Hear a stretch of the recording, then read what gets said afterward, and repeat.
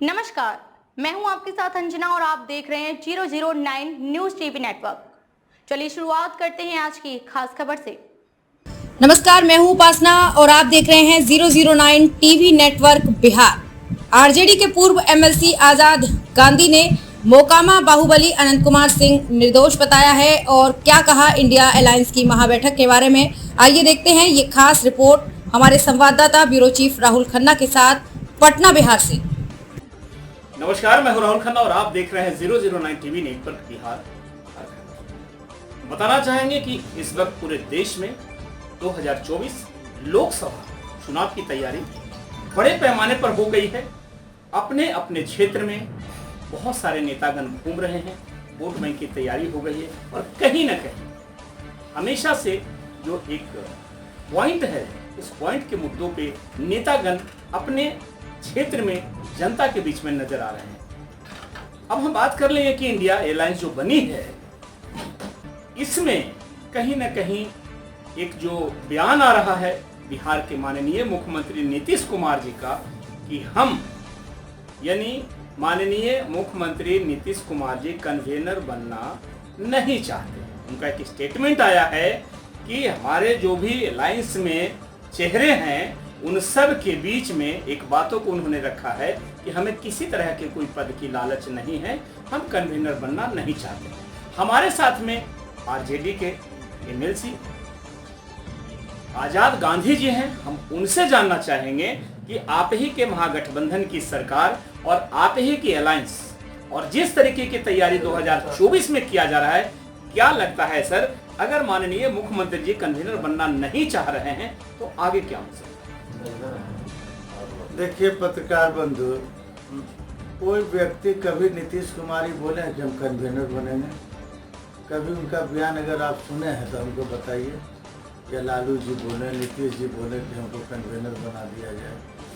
ये लोकतंत्र में जनता मालिक होता है।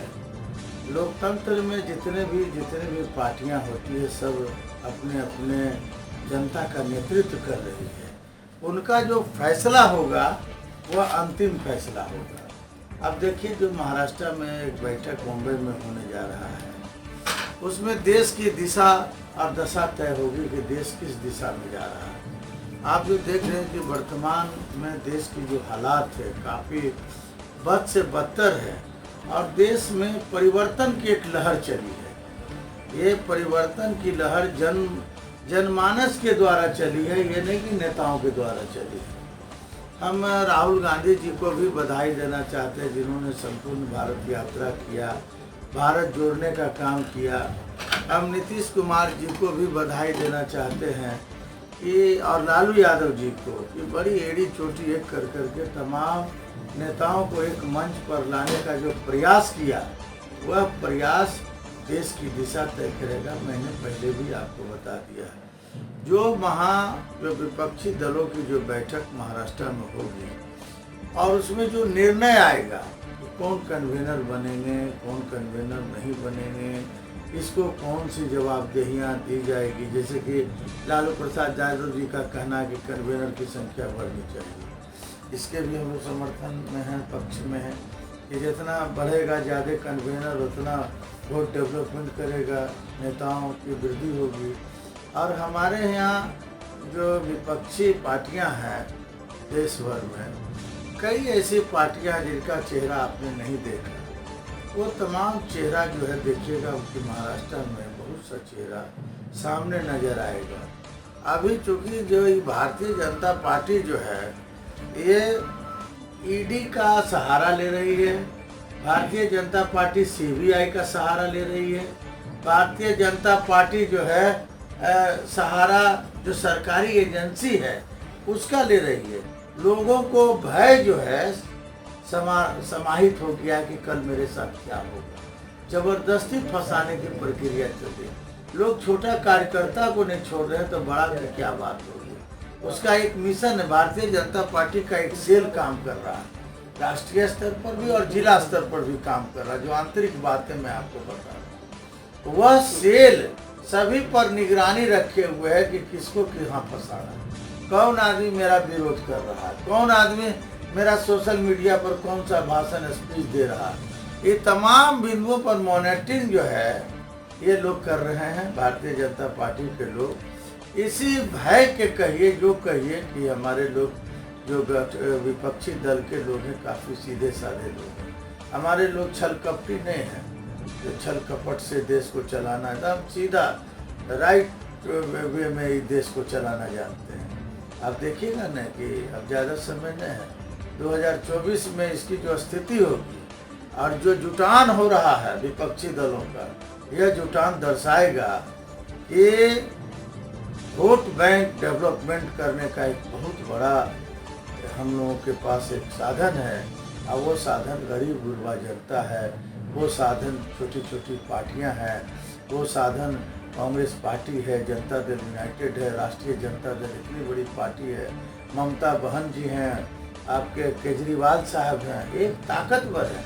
आप भारतीय जनता पार्टी में पत्रकार साहब, मैं आपसे पूछना चाहता हूं कि एक आध चेहरा ऐसा नाम बताइए जो कि मोदी के टक्कर दे सके, मोदी से बात कर सके खुल करके।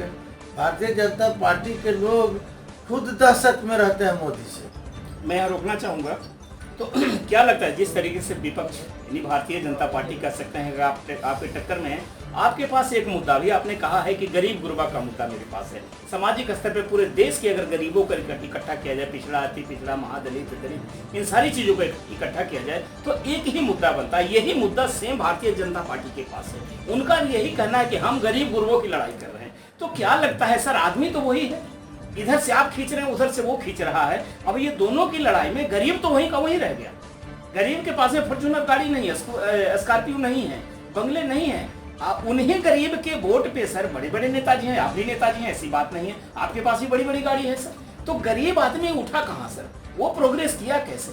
ये मुद्दा बड़ा एक सवाल है। आप यानी आरोप और प्रत्यारोप का सिलसिला जीवन भर चला है और चलता रहेगा। क्या वोट बैंक का यही एक मतलब आपके पास में सूत्र है या और कुछ भी?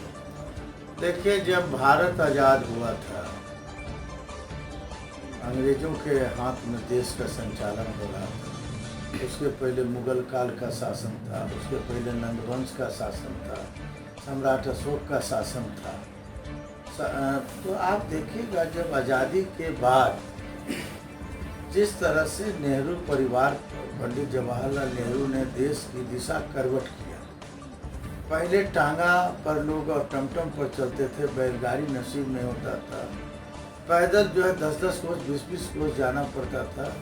आज कांग्रेस का दिन है कि लंबी लंबी सड़कें बनी, पुल पुलिया बना, नए नए गाड़ियों का आविष्कार हुआ, मेरे यहाँ प्रोडक्शन होने लगा। तमाम वर्ग के लोग, मध्यम वर्गीय लोग भी जो है गाड़ी पर चढ़ना स्टार्ट किए। ये नहीं है कि स्टार्टिंग नहीं है। अब हमारे लोग घर घर में देखिएगा जातीय जनगणना हो रहा है। आप देखिएगा कि मोटरसाइकिल गरीबों के पास है कि नहीं। कांग्रेस का दिन क्या है रहा है, लालू यादव का क्या दिन रहा है 90 से लेकर के जो हमारी सरकार 2005 तक जो सरकार थी, उसमें गरीबी रेखा से कितने लोग आगे बढ़े। हमने गरीबी उन्मूलन को दूर करने का काम किया। कांग्रेस जो है कई ऐसे रोजगार गारंटी योजना आप देख रहे थे कांग्रेस का चला है। फूड फॉर वर्क, काम के बदले अनाज देने की बात कांग्रेस का देन है। National rural employment programme NREP जो है ये कांग्रेस का देन है। Training for rural employment programme, इसको कहते हैं ट्राइसन योजना, जो गरीब महिलाओं को आगे बढ़ने का, तरह तरह के वोकेशनल ट्रेनिंग देने का, ये सब कांग्रेस एक सोशल थिंकर की पार्टी रही है और हमेशा गरीबों के कल्याण की बात हमेशा कांग्रेस ने। खबरों में अब तक के लिए बस इतना ही। फिर होगी आपसे मुलाकात कुछ ऐसी ही खास खबर के साथ। तब तक के लिए नमस्कार और देखते रहिए 009 न्यूज़ टीवी नेटवर्क।